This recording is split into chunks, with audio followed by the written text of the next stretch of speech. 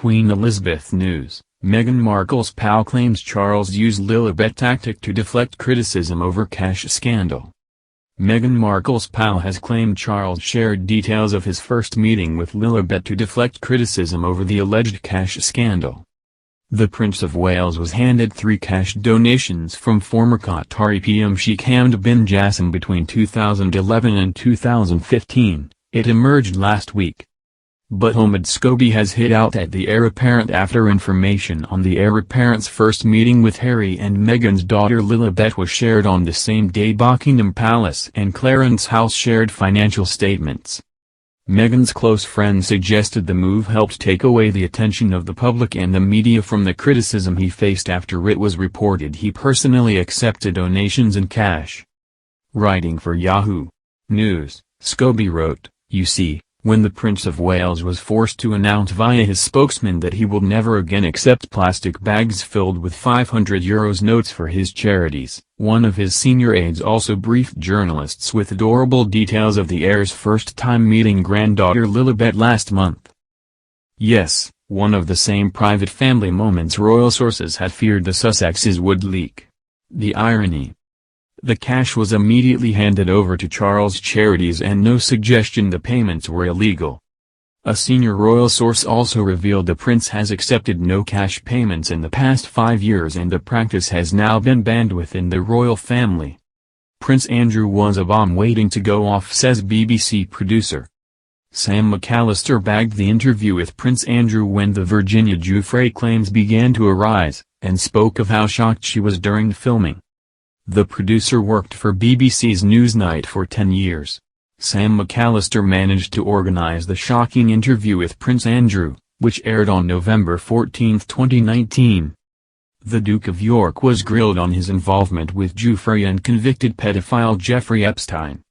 Sam told Philip Schofield and Holly Willoughby yesterday on This Morning that she still can't believe it. She told the presenters, "I still can't believe it, the admissions Andrew made. When I was watching the clips just now, I still can't believe that was said on camera because who in their right mind would say that? I was looking at the floor trying not to laugh, because imagine if I was your producer and I laughed during that, I mean I'd be straight to the tower." In pictures, Prince Charles' visit to BBC Wales HQ. The Prince of Wales and Duchess of Cornwall made a special visit to the BBC Wales Sport brand new Wales headquarters. During a visit the Duke and Duchess of Wales visited the new BBC Wales headquarters in Cardiff, Wales. Live broadcasting started at the Central Square HQ 2 years ago in 2020 during the pandemic. The venue has now opened for public tours, with Prince Charles and Camilla heading over for a special tour of the £100 million state-of-the-art building. According to BOF, 3 Central Square was designed by Foster and Partners with 5 stories totaling 180,000 square feet which ISG Construction handed over to the BBC in April 2018 and will be fully occupied and operational in autumn 2019. Queen snubbed Djokovic after he was held in Australian detention centre. Novak Djokovic's father called on the Queen to protect his son's human rights.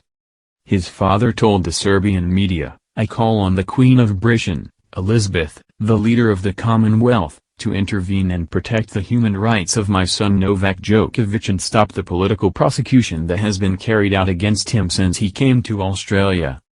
This came after his entry into Australia was denied as he didn't meet vaccination requirements, despite claiming he had a medical exemption.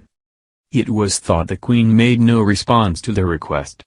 Currently the tennis player is banned from entering Australia for 3 years, however this could change as the nation starts to relax COVID rules. John McEnroe called the royal family class system gone mad over their Wimbledon role. The U.S. former America tennis star slammed the tradition of the tennis players bowing before the royal family. McEnroe highlighted his opinions on the traditions of Wimbledon in his 2017 book, but, seriously, he wrote, "As for all the bowing and curtsying, and we're not just talking about the Queen here, we're talking about some pretty minor royals, what was all that about? This was the class system gone mad, the opposite of a meritocracy, where hard work is rewarded and people are respected because they've actually done something, not because they've been born on the right side of the tracks.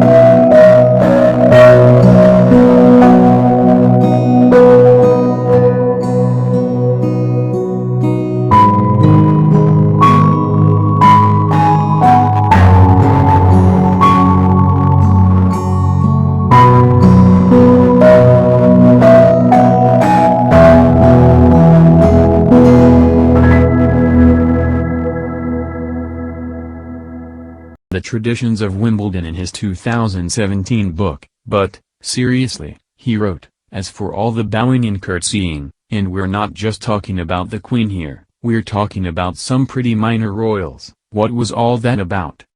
This was the class system gone mad, the opposite of a meritocracy, where hard work is rewarded and people are respected because they've actually done something, not because they've been born on the right side of the tracks.